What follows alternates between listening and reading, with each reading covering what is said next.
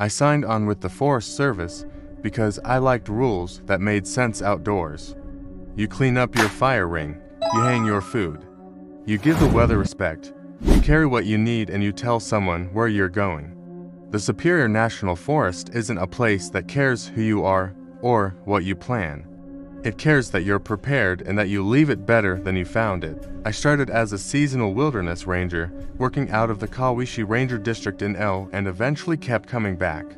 Spring into fall, then shoulder seasons, and finally winters for snow surveys and access checks when staffing allowed it.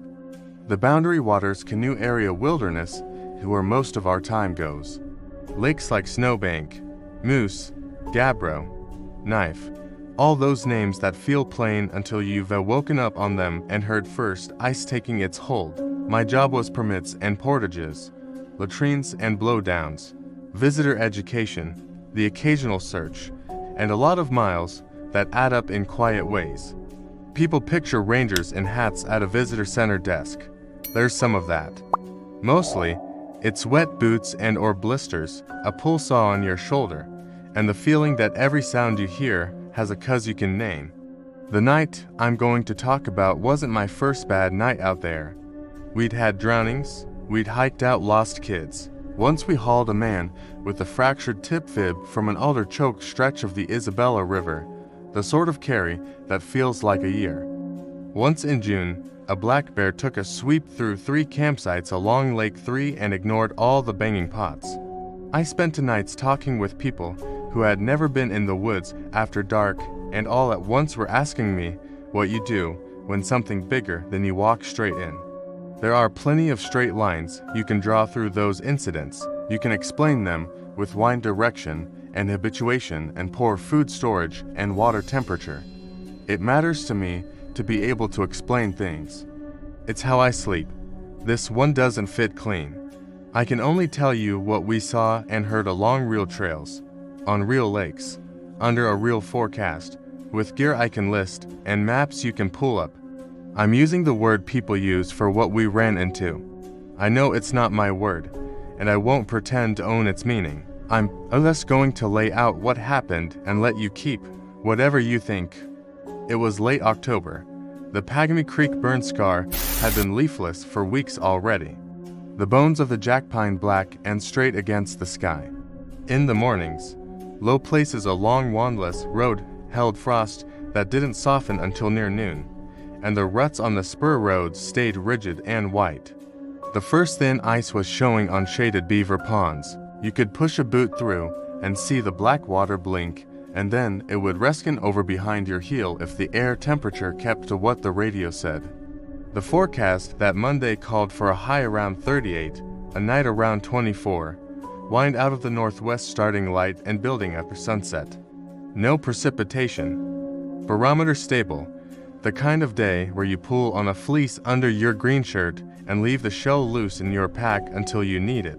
We had 3 of us lined up to close out a list of late-season tasks on the east side of the district.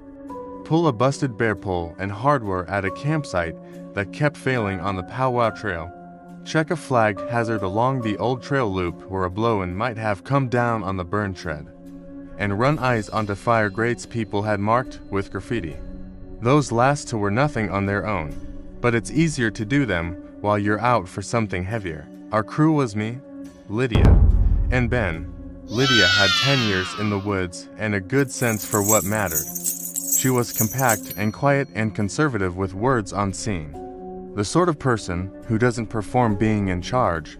If she said we were doing a thing, you could look down and realize your hands had already started it. Ben was in his 2nd full season and had that specific mix of competence and open curiosity that makes a person good to have on any trail. He could carry weight without fussing, and he didn't mind walking back 10 minutes to get a thing done right when he realized we'd missed a step. We drove out from the 2 side in a Unit F to 50 because the access from there kept us closer to the powwow entry points off of clearly signed roads. You can reach the powwow from Lake County Road 7 and Forest Road 1 or coming off Wanless. We turned north off Highway 1, bounced the washboards, and parked at a wide spot near the trailhead. The signboard there still shows the old loop. Even though much of it was hammered by the 2011 fire, people still hike it, we still check it. A trail doesn't die because it burned. It changes like everything out here does. We left a trip plan at the station, and I texted my partner our route because that was our off-duty agreement. The trail underfoot was a mix of fist-sized granite pieces, duff that had returned in patches, and charred roots that looked solid until they pivoted under your boot.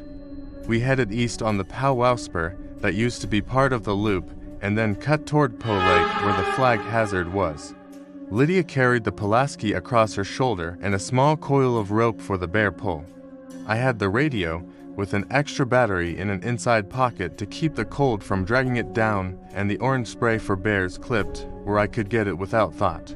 Ben carried the digging bar for the pole hardware and the flat shovel we used to level out a site after removing something. We had one small pack between us for personal gear: a tarp, a 2L bladder, a few energy bars, a stove and pot, and extra dry layers. It wasn't supposed to be an overnight, just a clean out and back with daylight for all the moving parts. There's a feeling you get in the burn when wind moves early and you hear the bones of trees shift. It's not leaves. It's not needle hiss. It's a tiny chuffing slide as old fire-killed trunks click against each other up high. Nothing supernatural about it. If you've cut in a blow-in zone, you know that sound. We heard it as we crossed the little bridge over the Isabella River. Good cribbing chewed by beaver on the far side and continued toward the Pose Lake Spur. Our flag hazard was supposed to be half a mile off the main. The GPS pinged us near a groove where the tread cut through jack pine stems that had been dead for a decade and stood at about shoulder head height. It felt like walking between rows of stacked charcoal. We found the hazard easily, a leaner hung up in a jack straw waiting for a gust. It would land across the tread and the snag points would rake. The cut wasn't tricky. We set the rope, put a little tension on the direction we wanted, and Lydia made the back cut clean. The hinge did its honest work. The trunk came down where we asked, and we nibbled it up and moved the pieces. It was routine. And you can tell the difference between a day that's going to turn sideways and one that will stay ordinary by whether the routine tasks feel like a canoe in dead smooth water or like you've got an opposing current you can't detect. The cut felt smooth. We refuged a bend, logged the coordinates, and kept moving. The burr pole at the campsite near Po Lake had been a problem since spring. The crossbar hardware had come loose twice. People keep meaning to bring better cordage for hangs. People keep boxing food in a way that makes sense in a kitchen and fails in a burn when there are fewer solid trees. We found the site. I wrote the latrine number on my pad because it needed a rake out, and Ben set the shovel and bar down to start in on the pole. We'd replace it with nothing and note that in the campsite description online. Better a clear statement that there is no burr pole than hardware that suggests a solution that doesn't work. As we worked, the day held to cool sun in the open and cold shade in the jack pines. I put my fleece on when we were in shadow and took it off when we stepped into sunlight. The wind was a steady shoulder out of the northwest, not enough to take a hat. I noticed the first strange thing when I went to the water to fill the bladder and rinse my gloves. The shoreline had that post-fire openness where you can see 50 yards in a simple read. Logs, rocks, a cut bank. The water was black clear. I crouched, let the water push into the bladder mouth, and saw hair stuck against the inside of the rocks like it had been pressed there by paws and then peeled away. Moose hair sticks fine and coarse.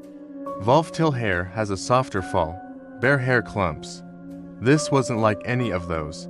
It was very long and straight, several strands at a time, pale. At first, I thought fishing line because that's how your mind tries to make sense. I picked one up off the rock with the tip of a twig, and it flexed like hair. It was translucent at the edges. It looked human fine in thickness, but much longer than what I normally pull out of the water when we clean up swims. I put it in a small bag because collecting oddities is habit, and I looked around the dirt at the shoreline for tracks. The only sign was scuffing at the edge of the wet, deeper toe marks, like something with long feet had leaned down, but the shape wasn't right for boots, and the pad mark wasn't right for bear. The heel was too narrow, the toes stretched like a hand, but placed in a line, not fanned. I am putting these details down because they mattered to me at the time and matter to me now. You build dread by collecting facts you can't file. You keep thinking if you get enough of them, they'll click into a box. You know. They didn't. I brought the bag back up and handed it to Lydia without trying to name it. She looked at it, then looked at the shore. She didn't joke. She doesn't move like that. She said, "Make a photo." Write the time. I did. I marked it down at around 1:30 in the afternoon. We finished dismantling the burpole hardware and packed the bolts and metal in because we weren't leaving that in the woods. Then we took the tread back north toward the long bend where the trail runs within earshot of the Isabella, but you can't see it. There are voices you hear in the boundary and anywhere in the north woods, loons if there's open water, pileated woodpeckers that sound like someone hitting a sheet of plywood with a broom, wolves if you re-lucky in a way that puts a weight down in your ribs without telling your brain to be scared. People sometimes if you're near a chain of campsites. Laughter, paddles clacking, a pot lid dropped on rock. We were 2 miles from anyone by our permit checkmouth and by what we'd seen at the entry that morning. We were also in a loop that isn't heavily used this late in the season. When we heard a voice, it should have been odd. What made it more odd is that it sounded like someone we knew. I heard Ben say, "Hey," like he'd stopped and was behind us. The voice, not loud, not forced, was exactly Ben's tone and speed. It wasn't a shout. It was like when someone pauses to pick up a strap that slipped and calls ahead to make you hold for 2 seconds.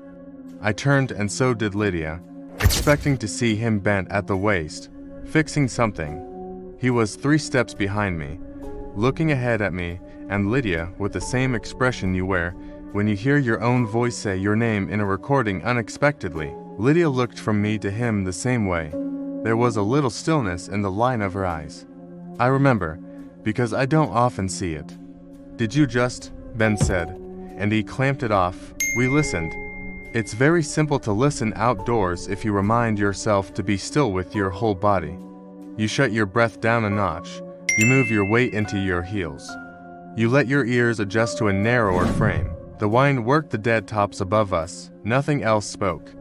I walked back to where he'd been standing and looked at the tread. There were prints, ours. There was a scuff to the right where something had stepped off into the sticks. A big step. Heels narrow, toes long. I didn't say those words to myself yet. I wrote that down after. At the time, I only felt my ribs start to tighten in a way that makes you want to speak about anything else to keep your breath even. I said, "We're on schedule. Let's knock out the graffiti and head back." The flag graffiti was at a site off the old loop where the grate sits on a point with wind exposure. The burn had opened it up before the fire. It would have been a quiet place with deep shade. After the fire, it's a place where you can see a long way and things can see you. We walked in. No one had camped there recently. No ash in the great flattened grass around the tent pads like someone had come through in the last week. Fresh scratches on the cast iron where a knife had written a name in the year. We take photos and remove what we can with a wire brush and a little solvent. Sometimes we note it and replace the grate next season. We were between those options when the air changed. I can't call it anything else without getting dramatic. The air changed. There's a sort of temperature drop you feel when a cloud passes over the sun and wind comes clean from a lake. This wasn't that. The wind was steady, and then it was gone in a way that doesn't match the movement of a front. Lydia looked down the point toward Po Lake and didn't move for 3 long breaths. I saw the hair on her neck stand. And if you have worked with someone long enough, you get that reflex, too. I stood where I was and did the scan. Left to right, ground to sky, repeat. No one was there. No black snout in the alder. No movement in the jackpine skeletons. No canoe whisper on the water. We heard walking. I don't know how else to write that word to make it sound like what it was. It wasn't a twig snap or a rock roll. It was footsteps set cleanly on dry duff. And then another step after a pause, and then another. And if you've listened to a person walk anywhere in the woods, you know the human rhythm. The cadence of it was wrong. The pauses fell in places where a stride shouldn't. The weight sounded light and then it sounded heavy. It came from the jack pine mass to our north from a line maybe 20 paces away. Lydia didn't say draw anything, but she put her hand on the spray without showing it, and I did the same. Ben's hand went to the air horn on his vest. He waited for her nod. She didn't nod. We stood and listened another 30 seconds. Lydia said, voice level, "Hello, Forest Service. You're coming up on a closed campsite. If you need assistance, come out in the open, please." Slowly, a voice answered. It was my partner's voice. The words didn't make sense, just the shape of sounds that weren't a sentence. But the tone was exact down to the turn at the end that she makes when she asks me over text if I need anything from the co-op in Ellery on her way home. The voice came straight from the jack pine tangle where we could not see 5 feet. If you'd asked me to swear a thing in that moment, I would have sworn on anything that the person who shares my bed was standing 6 yards away. And yet I knew she was in town and I had just texted her a half hour earlier with no cell service. Sure, but with the knowledge she was working a day shift and would be at her desk. The mind does to things. It says maybe there is a hiker in there who sounds like that. And another part of it, quieter but hard, says no. Ben took half a step forward and Lydia extended her fingers without looking at him. Just a small push in the air. "Don't," she said. Then louder, she said. "You need to come out where we can see you. Hands where we can see them now." The footsteps took 3 more steps. The spacing of them did not match the distance they should have covered. Then the voice spoke again in Lydia's own voice now, but flattened like a recording that had been slid through a down-sampled filter. It said her name and then, "Hey," the way she sometimes says it when she answers a call and knows it's me even before I speak. I watched her face like it would give me instructions. "She didn't change," she said. "Back away. We're leaving." She said it with that tone she uses for a bear that won't bluff off. Not a challenge, not fear, just a move. We backed, we didn't turn, we went up the little rise toward the tread. As soon as we stepped into the corridor of the trail, the wind returned at full strength the way a door closes. I heard the jack pines creak again. I heard the water lick the rock. I heard a raven call, once hard and matter of fact. I breathed because I discovered I had not been doing that well for 2 full minutes. Lydia didn't say anything for 20 yards. Ben didn't make the joke he might have made on any other day. We took the trail west. When we were far enough to see the bridge gleam through the trees, Lydia stopped and set her pack down and keyed the radio. She tested a call to dispatch, and I could feel both of us waiting for the burst of static or the strange nothing. The link was clean. She gave a calm situation report that would make sense on any day. "Work completed. Moving back. We'll check in on arrival. No assistance needed." She did not mention the voice. She did not need to. I was relieved she had not. I was disappointed with my own relief. At the bridge, we saw the second piece. On the far bank, where beavers had chewed a ring around a young aspen and left it like a pencil on a drafting table. The bark was stripped higher than I could reach, with long claw marks rad straight. Higher than a bear that stands even on its hind legs could comfortably work, given the scarring we see every year. But it wasn't the height that stopped us, it was the blood. Not a lot. Enough to wet the gouges and set a thin line down the trunk. Blood dries brown red. This was glossy and fresh. The smell was copper and sweet with a rotting edge that didn't match the amount that was visible. We all know what a gut pile smells like after a hunter leaves it in November. We all know what a bear scat smells like when berries haven't been fully digested. This was a different thing. It was like the smell of a freezer when it breaks and a package has thawed and refrozen a half dozen times. I wrote the word rancid in my notebook because I didn't have another simple one. We didn't touch the tree. We crossed and took our time without stopping, taking a look to either side every few steps. It is hard to admit that 3 trained people who spend their lives telling the public that fear is manageable with preparation, and knowledge can develop tunnel vision and speed on a trail we walk regularly. We did. The day was still bright enough, but the angle of the sun had gone to gold. And in the burn, that means long shadows that make reading the sticks at your feet more difficult. We tripped more than we should have. At the trailhead, a raven sat on the signboard. It flew when we came out, and I noticed the silent wing beats first. The bird made no sound. That is not strange in itself. They don't always call. But all day I had been noticing the presence or absence of sound, the way you touch a bruise you found on your shin and can't remember earning. You pro it because you need a measurement for how you are. We got in the truck. Lydia put the notebook on her lap. She looked at nothing for a long time. Then she said, "We're going to stop at Bog Lake before we head back." That wasn't on our list. The Bog Lake entry had been reopened in the last couple of years after years closed from the fire.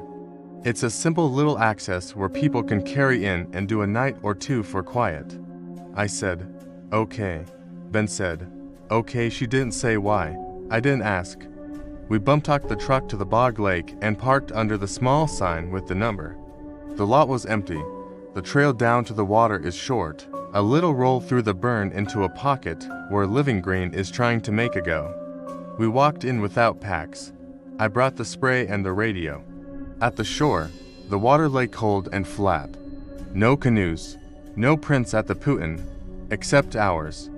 The wine made a small skitter on the surface and a band of noise in the dead tops above us. Lydia walked the shoreline to the left and then the right and stared into the alders at places where a bigger animal might pass. No sign. She stood with her hands in her pockets and didn't move for a minute. Then she said, "Okay," and we walked back up to the truck. On the way out, we saw a vehicle pull off onto a small spur that leads to nowhere now that a beaver pond has taken the old track. It was an older Halfton, dark green. The tailgate was down. The bed looked empty.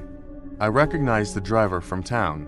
Not a friend, not a regular on any of our meetings. Just a face among faces at the co-op or at the bait shop when we stopped to talk about invasive species checks. He raised a hand to us as we passed. I glanced down at his license plate because that's a reflex when our roads are this empty. The plate was coated with road dust and a libel. Not strange for the season. His face didn't match a person I'd link with a problem. He wore an orange cap and his right hand had a scar that went from his knuckle into his wrist. This is how the mind tries to make a ledger of nothing. It was to 30 by the time we turned west on Wamless, headed toward Highway 1 and then down to log the day and go home. The sun in October drives down faster than you expect. By the time we hit 1, the shade in the cuts ran deep. We were for miles from the highway when the truck died. It did not stutter. It did not give us a warning light. The engine cut. The power steering went heavy in a blink and Lydia put us into neutral and we rolled to the shoulder until the momentum was gone. She set the brake and we sat in a new kind of quiet where you feel the tick of cooling metal. We tried the ignition. Nothing. The dash lit the way it does when a key is first turned and a vehicle is deciding if you will go or not. But the starter didn't grab. We tried the radio. It worked. We had a link and a full battery, and I could hear the faint chatter of dispatch checking a snowplow position 100 miles away, and then our own channel slapped back to us when we keyed. Lydia called in a mechanical issue. Location. All our names. Told them we were safe and we'd try a restart and would call if we needed a tow routine again. She popped the hood. We 3 stood in a huddle and looked at a thing none of us is a mechanic on. Hoses looked like hoses. Cables looked like cables. No belt off its wheel. Ben tapped the battery connection. It was firm. We got back in. We tried the ignition again. Nothing. Maybe I would tell this part differently if it were just the truck. Vehicles die in the woods.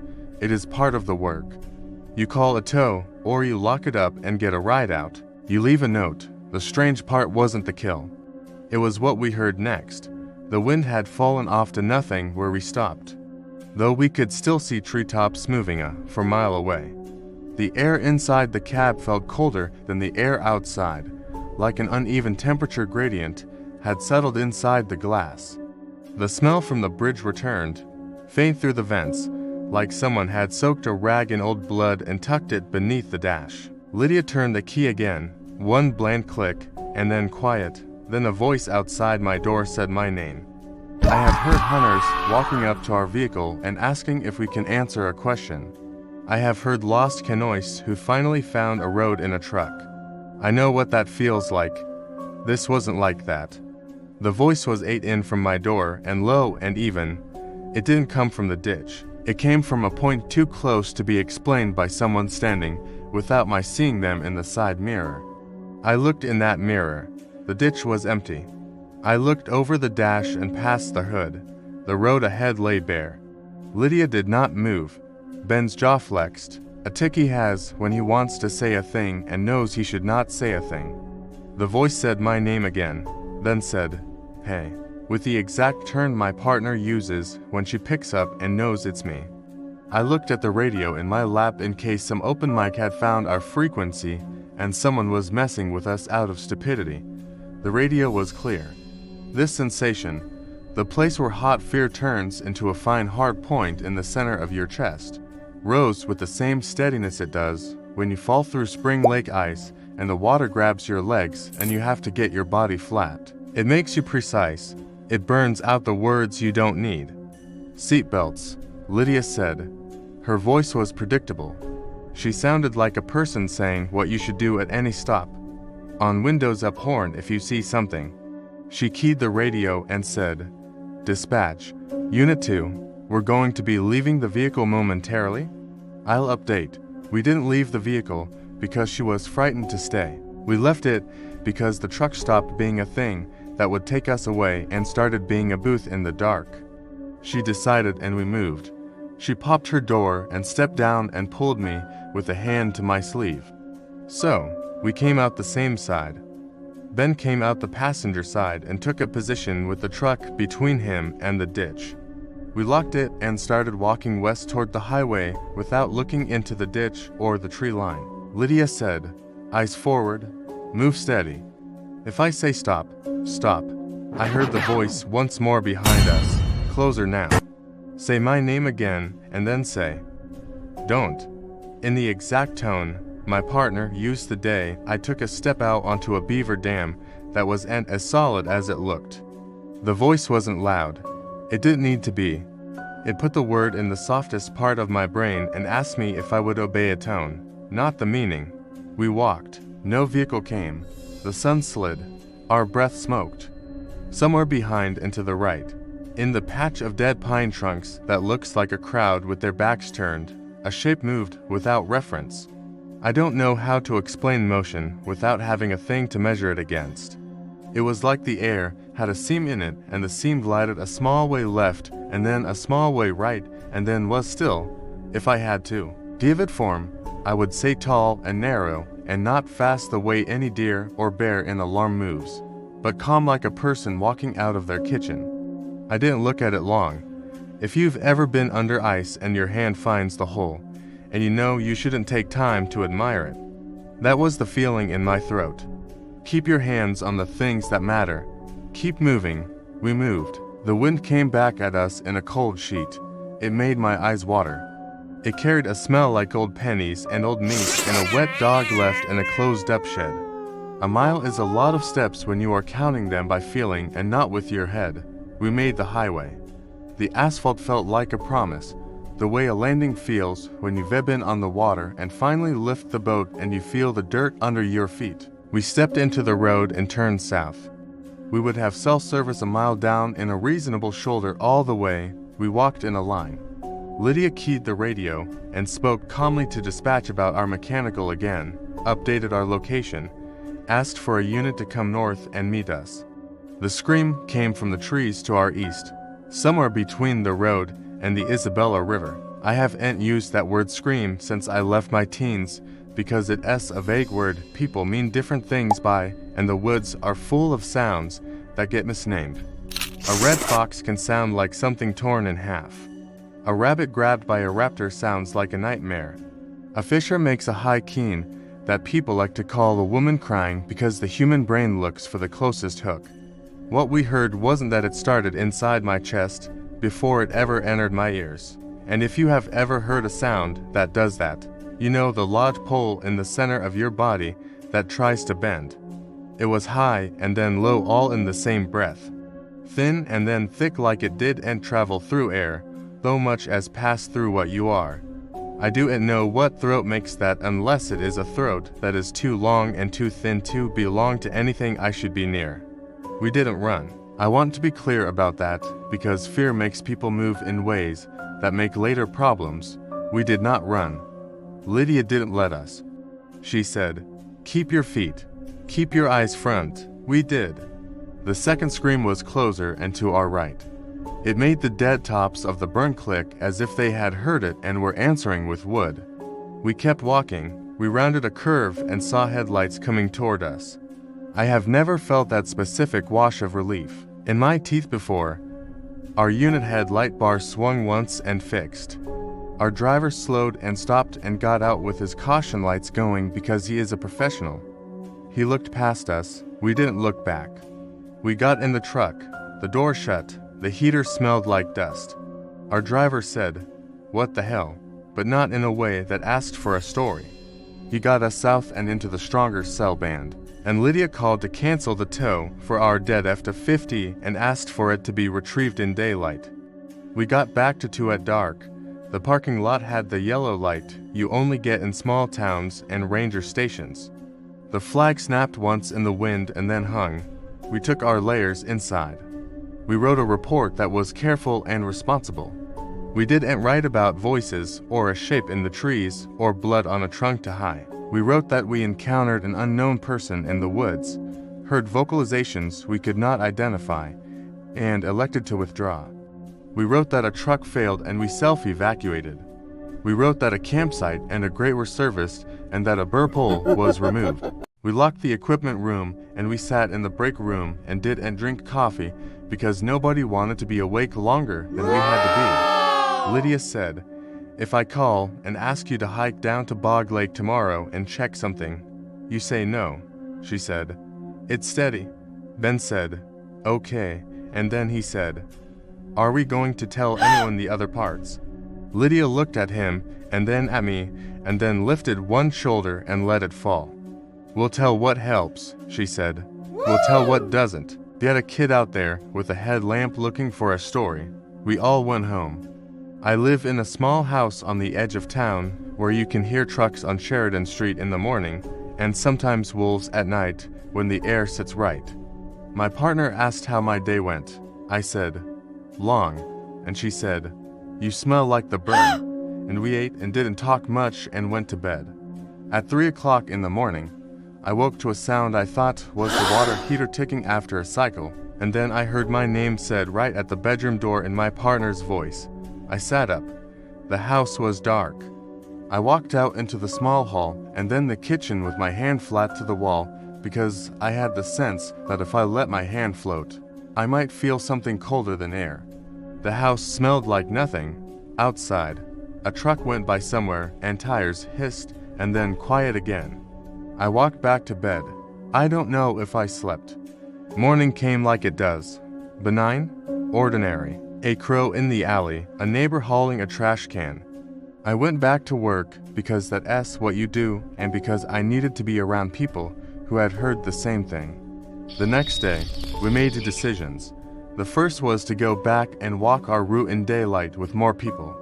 The second was to bring someone who knows the land in a way older than any of us. We called a man from Grand Portage who has consulted for us on cultural resource surveys and who has told us quietly once or twice over coffee to be cautious with certain places and words.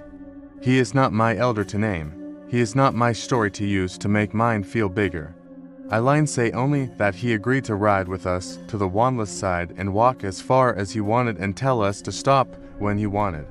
He came with a small pack and a quiet coat and boots that made less noise than mine. When we got to the bridge over the Isabella River, he stopped and stood for a long time and said very softly in his own language words, "I don't know." We didn't speak. He looked at the tree with the claw marks and the blood long since dried. He touched the bark with the back of his fingers, not the front. He nodded to himself once like a person nods when they decide not to be surprised by a thing. Even if they are, he said, "You should not be here at night." He said it plainly. He did not say, "Never," he said, "not at night." We walked to the campsite and he stood where we had stood when the voice spoke first and listened. And what he heard was the day wind and ravens and the hush of water on rock. He didn't look into the jackpine mass. He looked up as if listening for a kind of pressure more than a sound. Then he said, "Do not call it. Do not name it. Do not make a story for guess. Do not take photos and show." He said this last part, looking at me, not in anger, but with the weight someone would use when reminding you to turn off a stove before leaving a house. I nodded like a person nods when they are ashamed and grateful. On the walk back to the truck, he talked instead about moose sign and the way the burn had let in a rush of aspen and how that would shift things for a while. He pointed out a set of wolf tracks fresh from the night in sand that the frost had held crisp. He touched a spruce tip and pinched it and told us how his grandmother chewed them in spring. He put the day back. When we reached the truck, he thanked us for calling him. We thanked him for coming. He put his hand on the hood of the F-50 that had died the evening before and stood like that a moment, not reverent, just present. Then he got in the passenger seat of our lead rig and rode quiet back to town with Lydia so she could drop him where he asked, "You want me to write the thing with big teeth? You want me to describe the shape in a way that gives you chills and some release? That is not how it was." The worst of it was the plainness of each part and how it stacked like lumber you can count.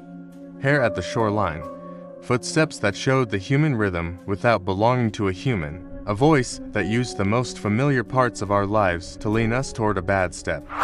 Claw marks wrong in scale, blood that smelled older than it could be, a vehicle that died in a place where it shouldn't, a scream that matched nothing I can plug into a chart, a shadow that moved like a person who has never had to hurry, and at the end of it, the humbling clarity of a man older than us telling us to be careful without telling us a ghost story.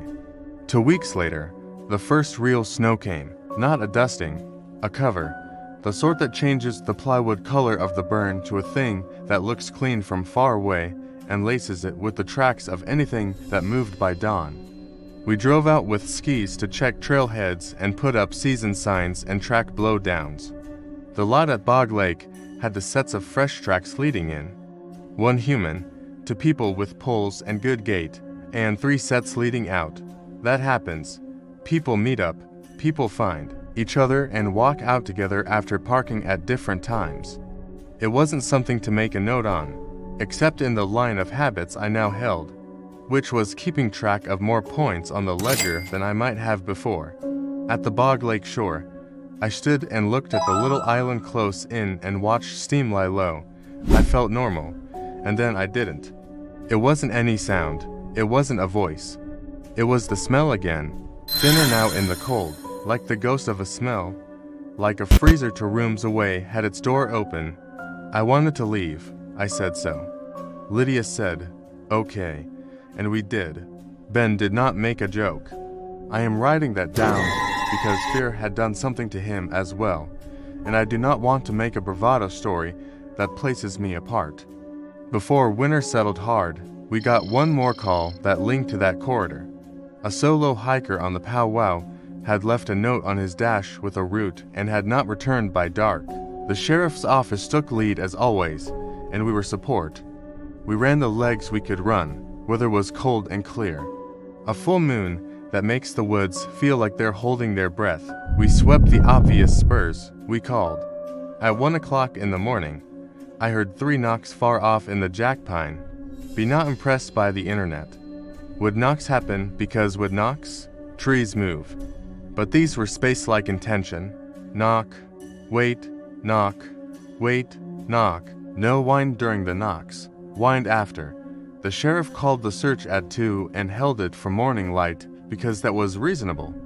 And the man walked out at 9 o'clock with a split lip in the embarrassment of a person who had misread a spur and spent a long cold night next to a little fire that smoked more than it burned. He said nothing about voices. He said nothing about screams.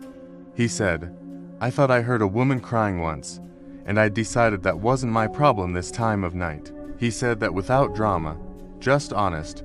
I shook his hand harder than an officer would approve because I needed warm human to warm human.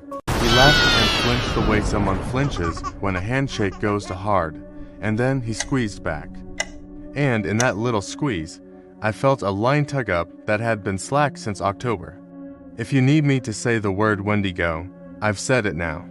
I am saying it with the respect of a person who knows a word can be a fence or a door, depending on how you use it.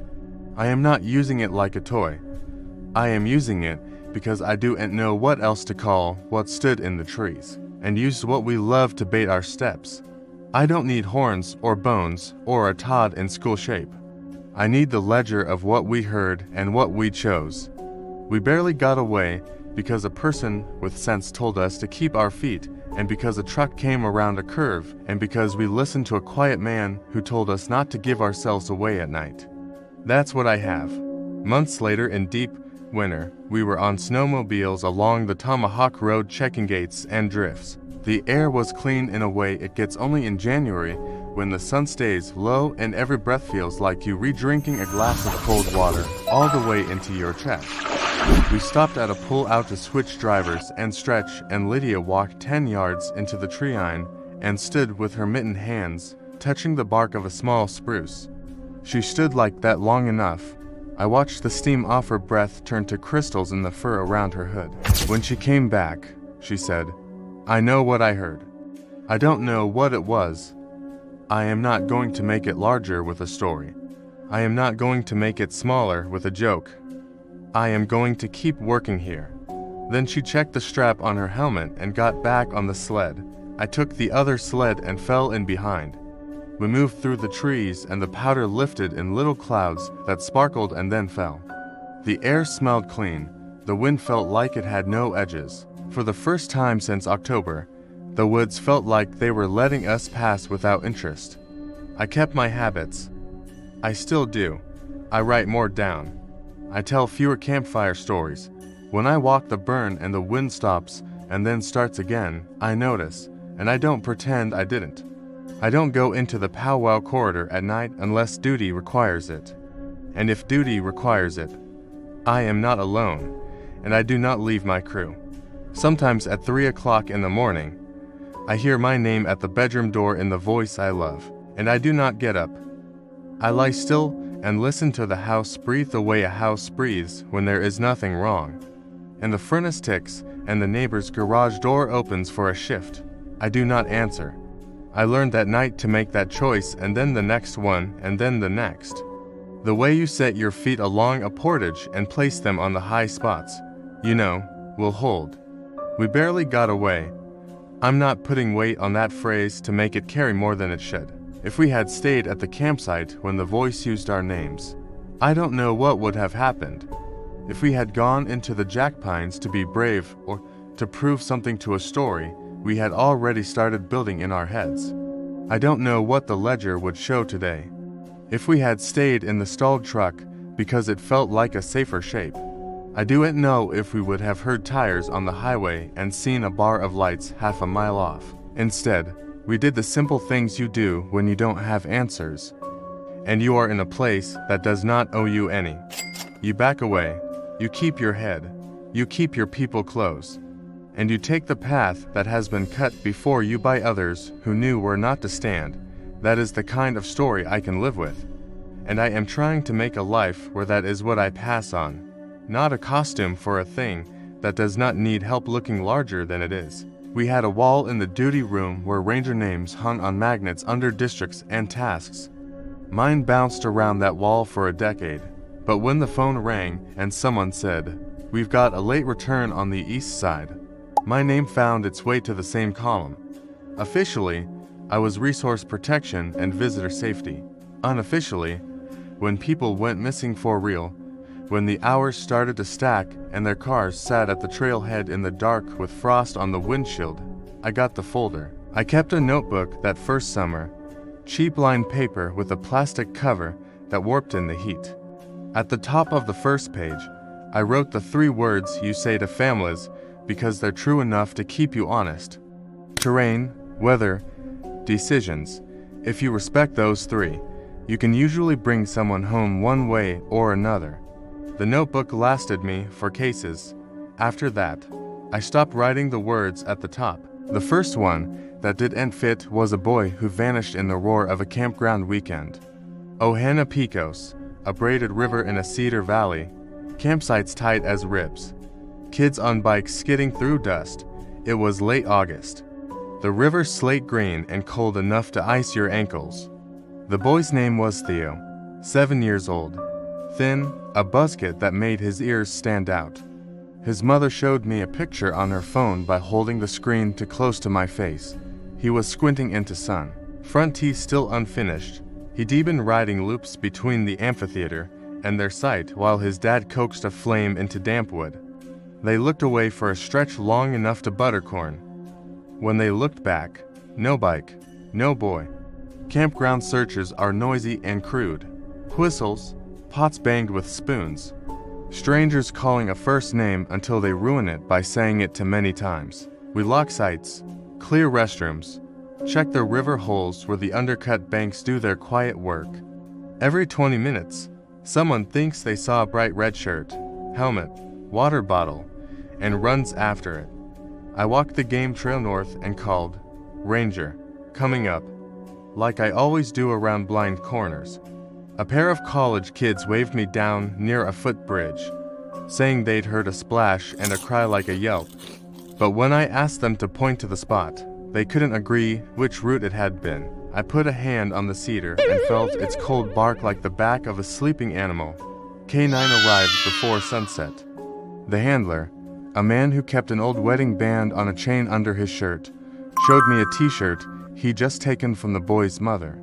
Clean laundry smell overlaid by something else I didn't like. The sweetness of cotton warmed by small skin. He let the shepherd sniff. "Heel, sit. We'll start along the river," he said, and I nodded, then walked upstream so I wouldn't stand there and watch them not find anything. At 7:15 p.m., a volunteer spotted the bike. It was leaned, not thrown, against a cedar 10 minutes from the amphitheater on a spur that ended at a wall of ferns. The red helmet was hooked over one handlebar. The strap had been buckled and then tittied, the tail tucked neatly through the last loop. I crouched and looked for scuff marks, dragging, gouges where someone had kicked in a hurry. There weren't any. A kid that age doesn't set his helmet down like that. A kid that age drops it and does the next thing with his whole body. We worked through the night. A line of headlamps wavered like a runway between the river and the road. Around 2 o'clock in the morning, a storm came hard and quick. No forecast had mentioned it, but the cedars turned their undersides and rattled, and rain came sideways for maybe 8 minutes, then stopped clean. By dawn, the only sign of it was beads of water on spider webs. The ground somehow dry everywhere else. The dog never locked on. It worked a circle, then a spiral, then at one point lay down with a look I've seen on an exhausted human face. At 7:30 a.m., on the far side of the campground, a retired teacher named Hal found a child's cotton shirt folded on a log. It was the right size and the right color, but it wasn't the one in the photo. It was an older off-brand red faded toward brick. The shirt was warm to the touch, which could have been the light or a nervous hand or just warmth. But when I lifted it, the underside of the log was dry, as if the storm had politely skipped that one spot. We never found Theo. The official end of that operation reads, like most extended search, negative results. Families want reasons and timelines. I had topographic lines and a map of prior drownings. I didn't tell his mother about the shirt until later, when I was sure it wasn't a cruel trick of coincidence. Someone's laundry blowing off a line. She put her hand to her mouth and made a sound I still hear in the hiss of a camp stove. I crossed out terrain, weather decisions at the top of the notebook and wrote, boy's bike placed, helmet buckled, tidy, warm shirt, dog uninterested, 8-minute storm that left things dry. Once you have a list like that, your eyes change. You stop seeing the whole forest and start scanning for arrangements. Rock cars that point nowhere, flagging tape where no crew has worked in years.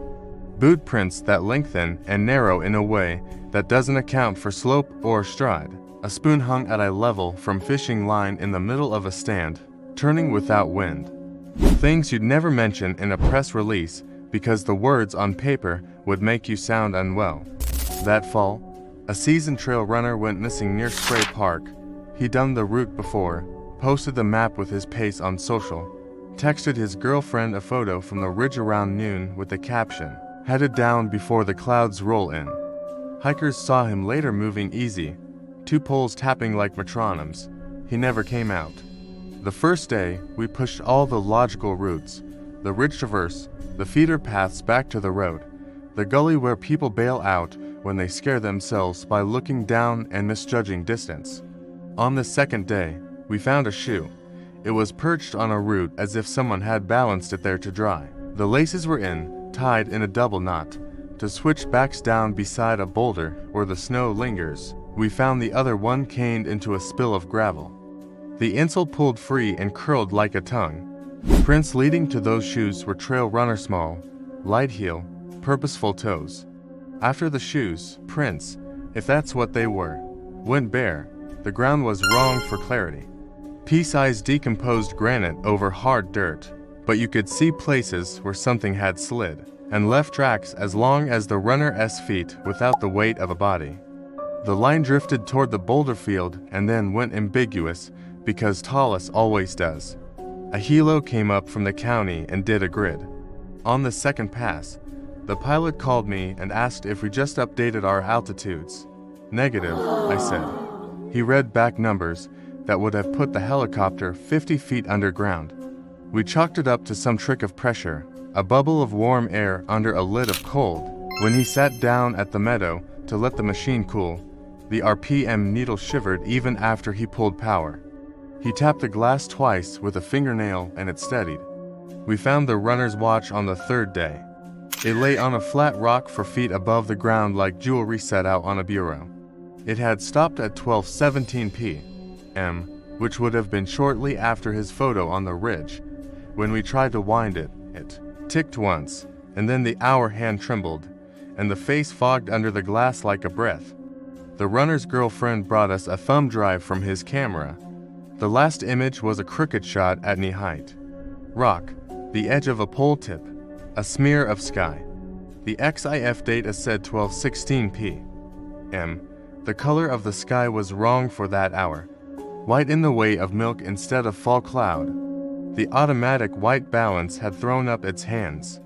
People tidy their own messes sometimes when they know they've made too big a one to fix.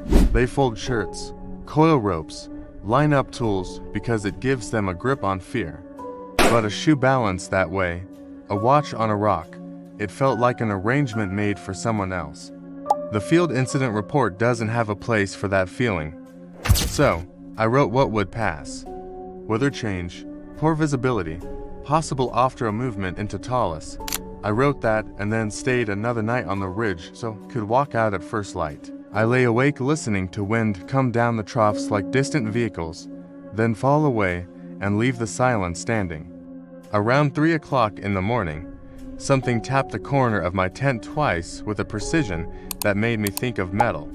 When I got up with my light, slow because you do everything slow in the dark, the fabric held to indentations, thumb-sized, as if fingerprints had pressed from the outside. I ran my fingers over the spots, and they were cool while the rest of the tent was warm from my breath. I didn't tell anyone about that either. You can speak aloud a certain number of nothings before people start hearing a pattern you don't mean to offer. A man named Dwyer taught me what a pattern looks like when you give it years. He'd been a ranger before me, before the paperwork turned gray and the radios got small. He'd worked fire towers back when lightning patrol meant actual towers, not satellites and dork sensors. We met on a weather day when the mountain held its head in the clouds and tourists stood at the railing waiting for the white to lift like a curtain. He'd come to drop off a box of old maps, He carried it with careful disdain, like a cat bringing you something dead but important. The maps, when I unrolled them later, were pencil marked with small private notations, shards of handwriting at creek curves, hatch marks where footprints had blurred into nothing interesting. But you mark the place anyway because you feel something you don't say. He had drawn circles. Some were small around a tarn or a meadow, as if he wanted himself to remember. Don't camp here. It isn't right. Two were larger rings around regions that didn't line up with anything geological you could point at. One circle cut through 3 different life zones in a way a rock type never would. I asked him about those, to coffees deep in the little kitchen at headquarters. Butterflies dying all afternoon on the windows because for some reason they loved the glass that day. He shrugged and said, "Times and places you need to move. Just move." He stirred his coffee with a knife because the spoons were all in someone's lunchbox and said, "I used to give it different names. Magnet pockets, sound holes, breathless places. You can't write those on a form. So, you draw a circle and you know to push through if the birds stop." "What does it feel like?" I said, "Like the world is waiting." He said, "Not for you. You're just there for it." He tapped one particular circle with the knife and nicked the paper. "You'll know you're in this one when the air tastes stale. Even when the wine's on your face." On my way home, I drove the long loop down by the river even though it was late. The rain had left the blacktop slick, and the headlights swung fat arcs in the curves. 2 miles from the gate, beside a gravel pullout where teenagers go to teach each other to drive stick, a small stack of stones sat on the white line like someone had built a chyron to help you navigate pavement. I stopped, put on my hazard lights, walked back, and kicked it off the road. The top stone was warm. Late the next spring, 2 mushroom pickers turned up with a permit and a dog, and then didn't turn up where they promised to check in. They were brothers, 60 and 62, both wearing new rain pants so stiff they made a noise like tissue when they walked. They parked at a bend and left a polite note under the wiper. "Back by 6 p.m. If late, call this number." It was a sweet note, really, a courtesy to the ranger who might be worrying. I took a picture of it and then didn't look at it again until midnight when I sat in my truck with the dome light on and pressed my fingers into my eyes until I saw sparks. We found their car, then their first circle of survey tape. Men like that mark their own breadcrumbs, even when they're not supposed to. The dog's tracks came back and forth across the logging road like knitting. At the second flag, I smelled lighter fluid without the smoke that ought to follow it. I bent and found a dark patch where something had burned, then burned again, like someone had put a flame under a jar and moved it slowly to make a ring. No trees above showed scorch. At 9 p.m., one of the brothers called his wife. The call log showed 6 seconds. She heard wind and something like fabric snapping, then a click. The cell tower hit came from a slope we know too well. Too steep for a campfire, woods too tight for a stretcher. We went anyway. You always go. At 1 o'clock in the morning, we found the younger brother sitting on a stump at the edge of a creek with his hands in his lap. He had mud on his knees like a child who'd been told to scrub before dinner. He said 3 words. I lost him. When he looked up, his pupils were too big for my headlamp. He didn't seem cold. He wouldn't let us put a blanket around his shoulders, batting our hands away like he'd been bitten. We got turned, he said. I know where we were 100 times, and then all of a sudden, I didn't. Where did you last see him? I said, right there, he said, pointing at the creek. Right there and then not. We searched until morning, and then for 2 more days in a rain that made the hemlock strip steady as in 4. On day 3, I found the older brother's watch tucked into a burrow where a branch had been cut years ago, and the tree had grown a burl over it like a lid. The watch had stopped at 10:04. I wrote it down because you write down everything. The time lodged under my skin because 10:04 had been the time on the runner's watch. There are 60 minutes and 12 hours to choose from, and the same time came up twice in a line of days when I could barely remember to eat. We found the older brother on the 5th day in a place we had flown over twice and walked once. He lay in the open on a patch of moss that made his jacket look like a misplaced storm cloud. His boots were off, his socks were off, his feet were clean in a way that didn't fit the ground around him. His rain pants were unzipped and turned inside out like you do when you peel off something wet and hateful. In his right hand, he held a stick. It wasn't a survival stick, not the kind you use to probe mud or water. It was short and smooth by rubbing, the way you wearing something to get through a long car ride. The dog found him first, and then sat down 3 yards away and refused to cross some line we couldn't see. When I crouched by the body and listened, there was no insect sound. Not less insect sound. None, just the river sawing at itself beyond the alder. The coroner said hypothermia, and he wasn't wrong. People undress on the edge of dying because their nerves lie to them about heat. He wrote what he could prove. He wasn't charged with explaining why we had walked that spot and seen nothing. And then when the curtain lifted, there was a man laid out like a demonstration of a lesson you don't want to learn. I took Dwyer's map out of my desk and found the circle he'd drawn with the knife and nick, the creek, the moss patch, the place where the dog sat down. They were all inside it. The way you get in trouble with work like that isn't abrupt. It's a slope that looks reasonable until you measure it. I slept with my radio on the knit stand and woke at chirps that weren't mine. I drove pullouts at 2 in the morning to catch the first light on a spur we had checked when it mattered. I went to town less and ate more standing up. If I was home and the kettle hissed, I'd forget why it was doing that and only remember when the smell of hot metal caught me. Friends ask you out, then stop asking. A woman I'd seen twice sent a text that said, "You're somewhere else, even when you're here." I didn't answer right away. And then there wasn't a right way to answer. The files of the cases that keep you up at night are thin and heavy at the same time. Thin because you don't have much to put in them. Heavy because you can feel the space where the missing should be. And paper can carry weight you can't see. When administration had too many of those files, we met in rooms with blinds and silver carafes that never kept coffee warm. We said the right things. An acting superintendent would tap the edge of a portfolio and say, "We have to control the narrative the way someone says sandbags when the river is coming up. It isn't sinister as much as it is fear wearing a tie. The mountain doesn't like you any more than the sea does. It would prefer you quiet and out of the way. But there's a different kind of fear around numbers and budgets. You start marking overdue instead of missing because the first word sounds like a library book and the second sounds like a hole in a dam." One afternoon after a meeting like that, I sat alone in the gear room and went through the old box of lost and found from cases that had closed one way or another. A compass with a bubble in it big as a grape, a wedding ring recessed with grit, a small field notebook in a Ziploc bag with mud dried on the corners so that it had the shape of something that had been pressed, then released. The notebook belonged to a ranger from the year 1978. The writing was tight and neat, the kind that makes you trust it before you know what it says.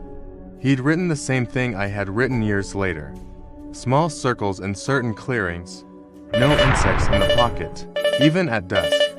A watch that refused to keep time in one spot and worked fine 10 paces away.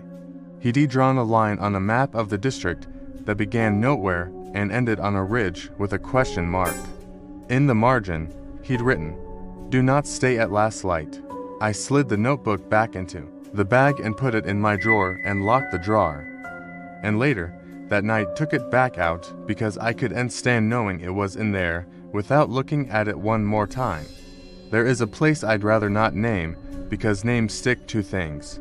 It's a bench above Treine where the mountain skin shifts from forest to stone. From the air, it looks like a dry tongue between two dark lungs. Water runs on either side and then disappears under the tallest in 100 cold trickles. People love it for the views and the way marmots sit like fat ushers on the rocks and squeal when you pass. No one had gone missing there for years, and then in one season we had 3.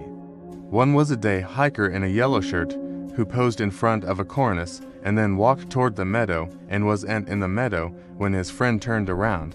One was a woman in her 50s who left her husband on a boulder while she went 20 yards for privacy and never came back.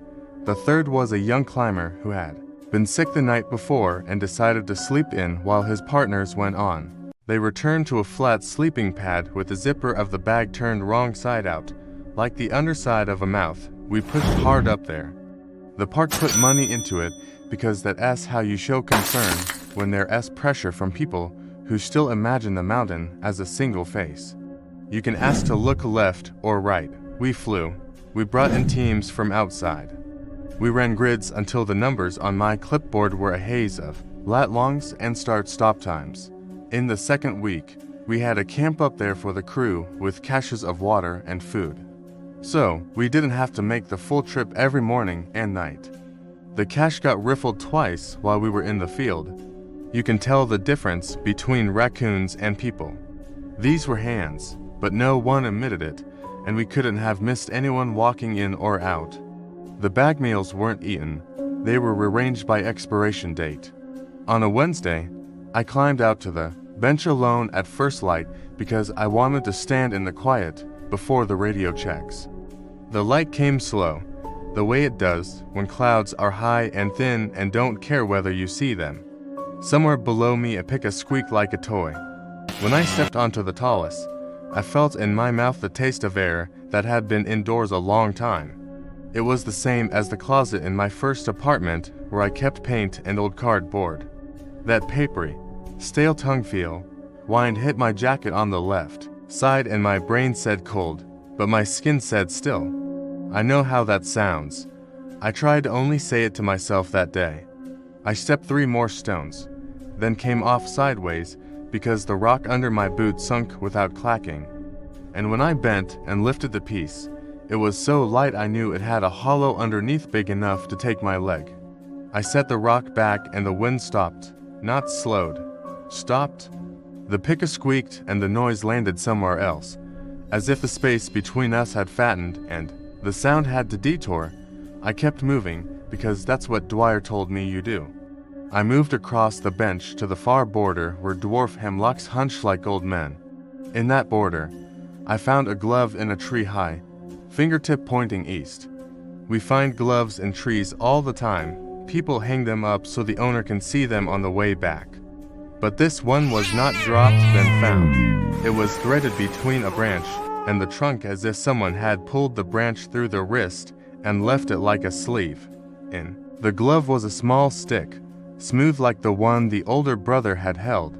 I touched the glove. It was dry inside in a way that didn't fit the damp day. I said my name on the radio, and the radio made a noise like it was thinking, then came alive and repeated my name in my own voice. I clicked off and stood a second and clicked back on and said, "Base, confirm radio check." Dispatch answered in her own calm human voice. And I told myself the echo had been the system. I took the glove down because we collect things that might matter. And when I looked at the branch where the glove had been, sap beaded at the edges of the bark, as if the branch had only then realized it had been bent. The rest of that day passed in work, because work is the thing you do to not let the other thing in. You keep records because someday you might need to prove to someone, an administrator, a court, yourself, that you did it right. I kept separate records because someday I might need to prove to myself that I wasn't making it up. In that second private set, I wrote the small things clean and without conclusion. Dogs that lose more than the scent, they lose interest, then composure, then dignity. The first dog lay down and turned his head away from the handler's street hand and hid his eyes with his paw. The second dog tried to bite its own flank until the handler put both hands on its snout and talked to it like a child coming out of a nightmare. Watches, if they weren't stopped when we found them, they would stop later when we brought them to a certain rock for evidence photos. It wasn't the whole meadow, always a patch inside the patch. We'd set flagging and find the same color flagging in the same knot on a different trunk, as if someone had moved the tape itself without untying it. I started tearing the end into a ragged shape so I could know hours from not hours. The ragged end showed up 3 times where we had not been. Boot prints that got crisp where they should blur in a place where moss took a print and held it. Prints became ideas, charcoals of a foot. More suggestion than form, but on gravel so loose you could scoop it. There we'd get crisp heel crisp luck. The neat cross of the heel stamp unshattered by the tiny falls of stone to whistles. In backcountry searches, we have a simple code on whistles for when radios fail. 1 whistle means here I am, 2 means come to me, 3 means help. Busy days, you'll hear 111 like a metronome as we keep ears on each other through brush. Twice, to separate days, to different drainages, I heard the whistles in a rhythm that was just wrong. The sound didn't have distance. It didn't carry like through open air or deaden like in trees. It sounded like a recording played with fidelity to good for the woods. I never wrote voice calling my name from where I had just been because even in my private notes I could uncarry that. But that happened too. The young climber was the one that undid me. He had been sick the night before, nausea, a headache he rated 3 because men his age underrate pain. His team called down to say he was sleeping in. Left him with the stove in the bag and the plan to descend before noon. They returned to the flat sleeping pad and the bag with the zipper turned wrong and nothing else. He left 2 water on. The heat never turned on. The stove fuel was full. They had a small portable beacon they kept in camp in case someone got turned in fog. It was still in the pocket where he'd put it the night before. They were good climbers. They had the decency to be embarrassed in front of us. Not because they had done something wrong, but because they had come home without their friend. We hit that case like we were scrubbing a stain off a shirt we loved. Another helo. More teams, a dive in the tarn below just in case, even though physics and common sense said no. On day 2, I took a line north alone because we were flush with people on the other sides. The weather wasn't bad, which is its own kind of insult when someone is gone. You want the mountain to show you drama if it's going to keep someone. You want wind that leans you, a sky that bruises, ravens who make you feel like you're walking onto a stage where you don't belong. Instead, I got a crisp, damp air that made my breath look more serious than it felt. I set a pace a little too quick and had to pull myself back. When you walk fast in country like that, you miss the wrong things and step hard on the right ones. At a low pass, I found a circle of small stones the size of plums, set with care. Inside the circle was a ring of berries, dark and shiny as eyes. The stems had been placed under the berries, so they hailed the fruit, green and tender. Lying like garnish, we do not have ceremony stones in that park. Not those kinds, not marked, not known. Children build circles for games sometimes, and men build them when they're trying to keep their minds in order. But the berries were too neat to be a game. There were no pecks around the ring where birds had tested. The pebbles were wet on their tops and dust dry on their bottoms like they'd been turned. You tell yourself a person did it because a person could do it.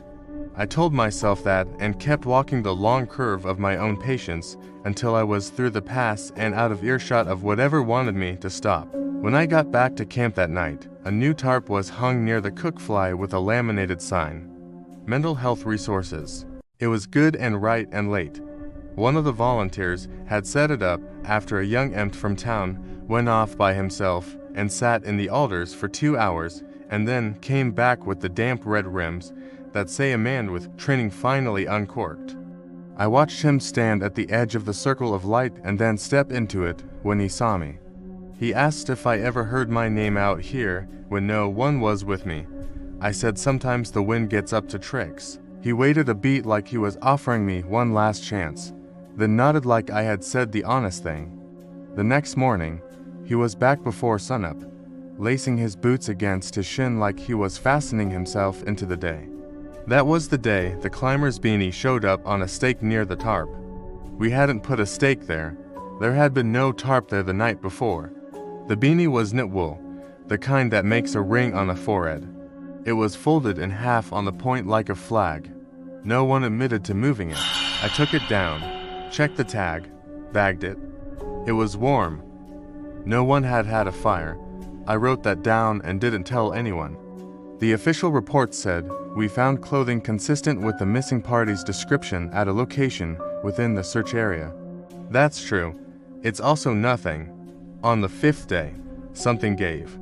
A pair of volunteers in a side drainage radioed that they had found compressed grass in a shape like a person had lain there and risen, and then everything around that shape had lost dew at once. They saw bare footprints leading up onto rock, then nothing. The footprints had the odd feature of seeming to enter the center of the meadow without coming from a direction. Both volunteers swore the prints began where there had been no feet. I went to look. The grass had sprung back and the dew had gone, and that made the meadow a dozen shades of the same color, all of which said, "You came too late. We never found the climber. We found his pack 2 weeks later above a creek he would have crossed if he had moved with any sense toward a road. His pack was zipped. The waist belt was clipped. The map was inside in a gallon bag, dry. The compass needle floated lazy, a bubble fat as an egg rising in the capsule. The bubble made the needle swing slow and strangely comforting, like watching a porch fan in heat. That night, for the first time, I drove into town, parked by the laundromat, sat in my truck, and thought about what my life would look like if I turned my radio off. I imagined the way silence would settle in the cab like fog that didn't chill you. I imagined making dinners with a person I could ask to pass me the pepper. I imagined peeling an apple for a child and having to tell them gently that I didn't know where their favorite blue socks had gone because socks just do that. I didn't turn the radio off. I drove back to the park because that's what I knew how to do. You make friends in this work not because you share hobbies, but because you carry the same objects home in your head. Becca was one. She was steady in the field and soft at the edges in a way that made people talk to her when they would and talk to me. She ran a small radio clip to her pack strap so she could hear without breaking her pace. The night we threw in our line on the bench the first time, she walked with me down the upper switchbacks in a fog that fuzzed our headlamps into halos. "Do you ever feel like it's not random?" she said. And when I didn't answer, she said, "I don't mean a person. I mean timing like the landscape keeps appointments. You need to sleep," I said, "because sometimes people need to be told to sleep before they tell you what they can't take back." 2 weeks later, on a day I was elsewhere and the district was somebody else's chart to manage, Becca's radio came alive at 11:19 a.m. with her voice saying, "To whistles up the drainage, moving to check." No one had whistled. The team lead said, "Hold your position, confirm before you move." The radio spat like bacon grease and then went dry. Her GPS dot drifted 100 yards, then stopped. When the crew reached her, she was standing with her hands at her sides, eyes open, breathing, staring at something no one else saw. When they touched her arm, she turned around and said very pleasantly, "You shouldn't stand there if you want to hear birds." Then she laughed once as if someone had told a good joke to seconds too late and sat down.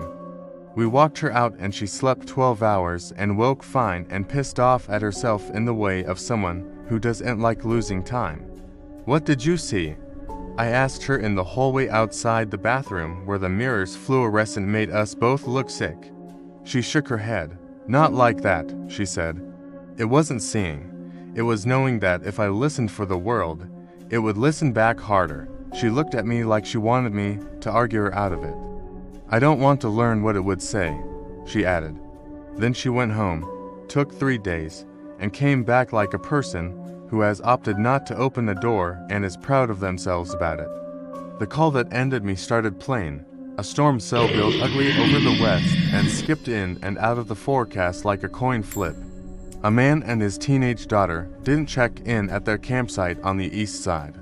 Their car sat with the park pass tucked neat under the wiper. On the clipboard, the cell coverage map looked like someone had bled on it. Dead zones that mean for big swaths of time, you don't know much of anything. We launched at 4 in the afternoon with the plan to clear the obvious and then set up for night operations. At 7:13 p.m., the storm decided it was the coin. It came down hard for a quarter hour, hail big enough to make your knuckles ring when it hit your hands. Then it was gone, leaving that strange dry that makes you feel like you dreamed the weather. The creek, which should have been chatty, was sullen. We split along the two most sensible lines. I took 3 volunteers and a high ridge line so we could look down onto the benches where people like to detour to pee and take pictures. They do and post, because every picture up there looks like a postcard in a museum gift shop. We were up there when the radio chirped and then played the whistles. It didn't sound like the woods. It sounded like a recording from a training tape. The volunteers flinched the same way you flinch when a bird flies at your face. I said, "Anyone just whistle to in the ridge sector?" No one had. I told them to hold and let me try a short probe beyond the break in the talus. I walked 50 paces into the stones, and the air got stale. The wind came from my left, hit my jacket, and did not move my face. It felt like my skin and my sense of my skin had decoupled. I said out loud, because it helps, "Keep walking." I found a hat. It was a baseball cap with a faded logo. It sat on a stone at my knee and looked like a photo stage to tell you what we were doing out here. I bagged it. I found a scarf to stones farther. It was folded in half with the ends tucked under like someone making a bed. I didn't pick it up.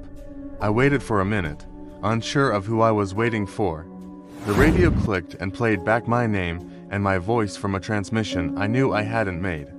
Then, in dispatch's voice, it said, "Hold your position," which is what dispatch would say. Except then, I heard dispatch on another channel talking to the South team. I toggled to dispatch and she was mid-sentence saying, "Copy that. Do you need resources? To places at once, the dated nightmare we all share." I told myself I was tired and turned back. Except the line I had walked had become a different line. I knew because I had been stepping on dark lichen slick rock and now the stones were bright. Knew the lichen thinned to coins. To my right a drift of hail, along a seam the shape of a spine. It hadn't melted. It hadn't grown. It waited for someone to name it. I walked toward the sound of my volunteers because I could hear them talking in the tone people use when they think they being quiet. I came to a low outcrop that made me think of a submerged back in a lake. On it, laid out neat were for smooth pebbles, sub-fingernail size in a row and a child's wool mitten. My mind made a quick, bright picture of a girl with feet skidding in mud laughing weird through chattering teeth and a man saying, "Where did you put your mitten?" And a mitten being set down for a second, and then I took the mitten. It was dry on the inside and cold on the outside. I held it to my lips and smelled wool and something like clean copper. The air went flat. The sound of the ridge didn't go away. It ducked behind something for a second, like a person stepping into a doorway to let a car pass. For that second I knew with the simplicity of a draft you can feel on your neck that if I stayed and waited, I would learn a thing about that ridge that I would carry into my bed and my kitchen and my truck and the aisles of the grocery and into the eyes of anyone I tried to love, and it would not leave me. Moving is not courage. Sometimes it is merely refusing to kneel. I kept walking. My boot rolled, and something in my ankle complained, and I said the first coarse word I could think of, because it felt like an offering of a very human size. I took 20 more steps, and the wind touched my face again, silly as that sentence sounds. The volunteers' voices were plain, their words legible in the air. I came out of the stones and into the low trees, and the first thing I saw was the teenage daughter walking up slope with one of our team leads. She had her father's baseball cap on backward and both hands in the pockets of an oversized jacket. The lead said without drama, "We found them in the low bench above the creek. They were trying to get a signal." "They're okay," the girl said. "Sorry," as if she had knocked a glass over at dinner. I said, "Okay. Okay," because it's enough to say, and because my own mouth didn't want to form the next questions. She pointed to my hand where I held the mitten. "That's not ours," she said. "We don't have little kid stuff." Her father came into view carrying a small pack. He looked at the mitten and his face did something I couldn't read. He said, We didn't leave anything. And then he put his hand on his daughter's shoulder in that too heavy, too careful way men do when they re on the far shore of a fear they wish they'd never had to feel. We walked them down. The storm did its trick of coming back for 6 minutes and then vanishing, leaving the ground dry in weird islands and the tarp at base flapping like breath. I put the mitten in a bag and wrote its location on the line. I wrote in my own notes, stale air, two whistles were played by radio, arranged items, return of wind, less like weather than a decision. If there were a movie ending to give you, I could give it a single found thing that made sense of the other things. A human, even a bad one, because the mind can settle around human harm in a way it cannot settle around the sense that the world itself plays by rules you were told. Instead, there was a series of days where the mountain was normal and then not, and the not never made a case you could try in any court another person would respect. I stayed that season and the next. I acted like a person who would stay forever because I didn't know how to be the man who left. But I started thinking about an apartment with a working stove and a neighbor who watered their fern too much and a mailbox full of advertisements for things no one needs. I started thinking about a woman at the grocery who asked me if I wanted paper or plastic and how I say paper. It has to have said a word that mattered only because it said I was there. There was a night in fall. Last light bleeding out of the sky like the evening had been overpromised when Becca and I sat on the tailgate and ate something sweet and violent that a volunteer had baked. The bench above us looked like a sleeping animal's back in the fading. The parking lot held heat. She said, "You going to stay?" I didn't answer. She said, "You know you can quit without losing the part of you that's good here." "What part is that?" I said, "The part that tries to bring people home." She said, "You can do that other places." I said something about duty. People who make something their own fault when it never was can talk forever about duty. She let me talk. Then she said, "You could also decide you don't need to know certain things." She put her hand on the notebook near my thigh. "You could let that fill up and not open it again." That winter I took leave. I'd been rolling for 3 years. I went south at first just because I could. I drove where the landscape was open and soft at the edges. I sat in a booth at a diner that had a big plastic clock that always told the wrong time in the same wrong way. I met a woman because I had time to be where people were for long enough to hear their second sentences. On our third date, she asked what my job used to be. I said, "I helped people who got lost." She said, "I bet you were good at it," and reached across the table and took my hand like she was testing the warmth of a stone that had been in the sun. When I went back to the park to pack my books and sign the forms that let me leave without rancor, I stopped once at a pull-out where you can see the bench if you pretend you read just admiring the view. I thought about Dwyer's circles and the smooth sticks and the watches and the dogs and the neatness of the way some things had been set down, as if whatever did the setting either didn't understand mess or didn't like it. I thought about men who peel their clothes so their skin will stop lying to them about temperature, and about a boy with a red helmet placed on a handlebar the way a mother would do it to make sure it didn't fall. People disappear for reasons we can name and more reasons we can't. Bad people take them sometimes. The mountain takes them more. Water takes them and cold takes them, and decisions their own and other people's take them. But there's a fraction that sits in a column I never got to explain, and those are the ones that visited me when the kettle hissed and I had to grab the handle with a towel. I cleaned out my locker.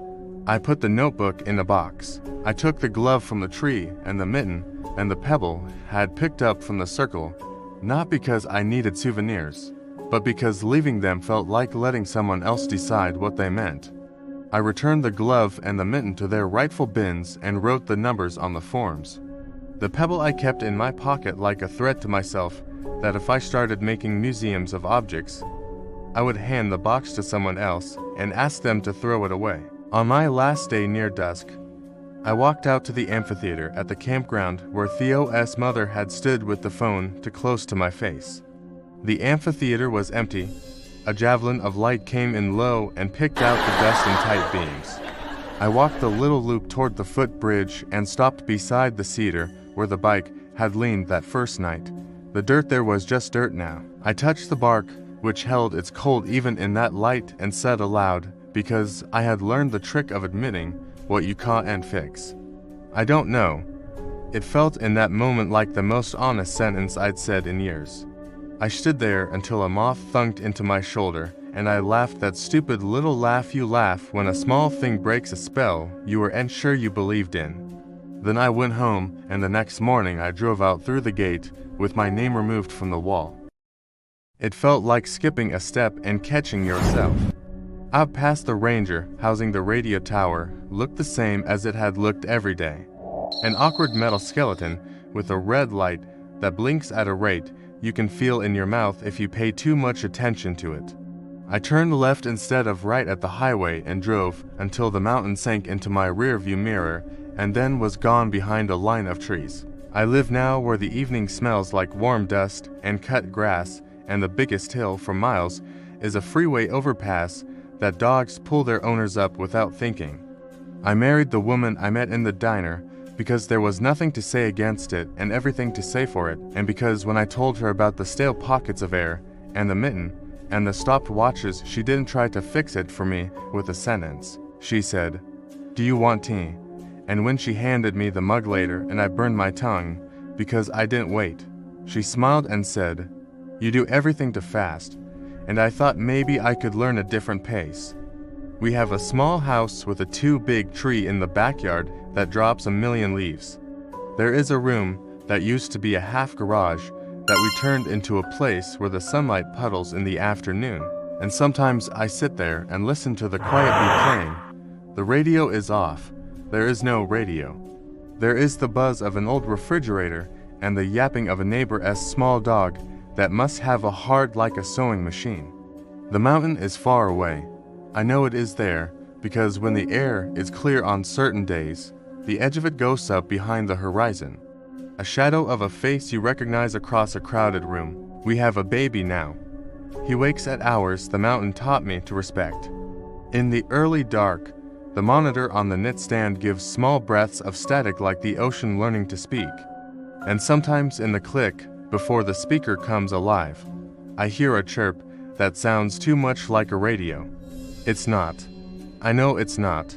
But there is a moment in the half second where the present loosens and the bench is under my feet again. The trick I learned is to wait that half second out.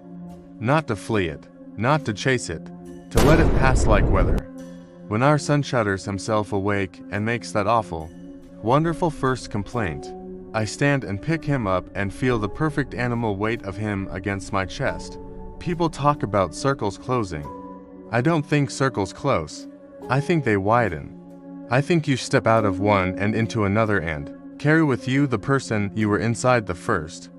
When I walk him around the room and he makes the warm hiccup noises, that means sleep is winning again. I watch the baby's monitor light glow soft, steady, mortal.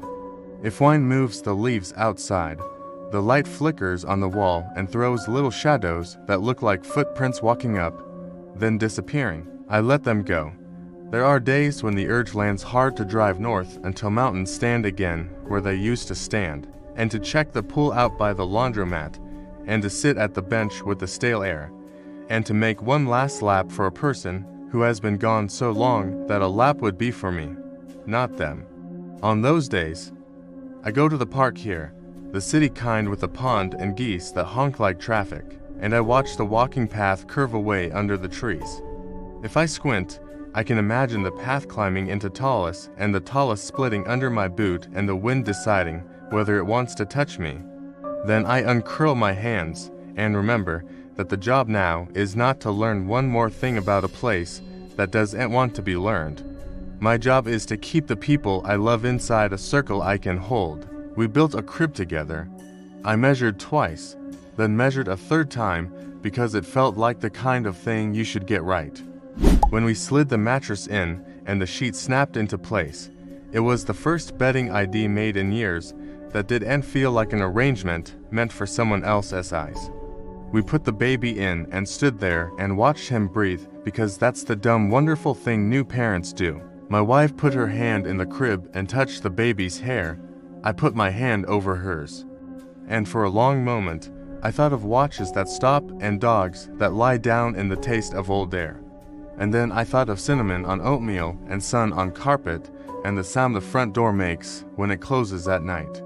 And you turned the deadbolt, and I picked our son up when he stirred and said to him plain and simple, "We're home." I do and know what waits in those circles on the park maps, and I do and think I ever needed to. Maybe the mountain keeps appointments.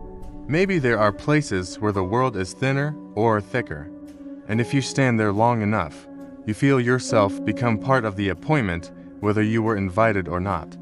I could chase that until my hair goes white and my knees grind. I could make a religion of it and go back and live on dried fruit and bad coffee and make small neat piles of found things on flat rocks and pretend the piles made me safe.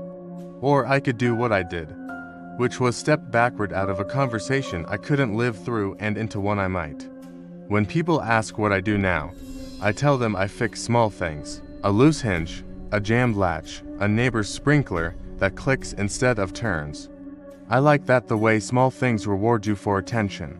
I like the map of our neighborhood, cul-de-sacs, and right angles that trust you not to get lost if you don't mean to. Some evenings I walk to the end of our block and look west where the sky goes bruised and big, and I think about the bench and the circles and the things I saw and the things I refused to see. I allow myself one memory plain and unadorned. Then I turn around and come home. The radio is off. The kettle hisses. My wife laughs from the next room at something on her phone I will not find as funny and we will laugh at anyway. The baby monitor clicks and breathes. That's the rest of the story. I got involved too deep and stepped back out. I put the notebook in a drawer and closed the drawer and moved away from the places where the rules didn't fit. I started a family with a woman whose hand fit in mine like a knot in a rope you can trust. I do not know more than that, and for the first time since the boy's helmet hung neat on a handlebar, not knowing is a kind of peace.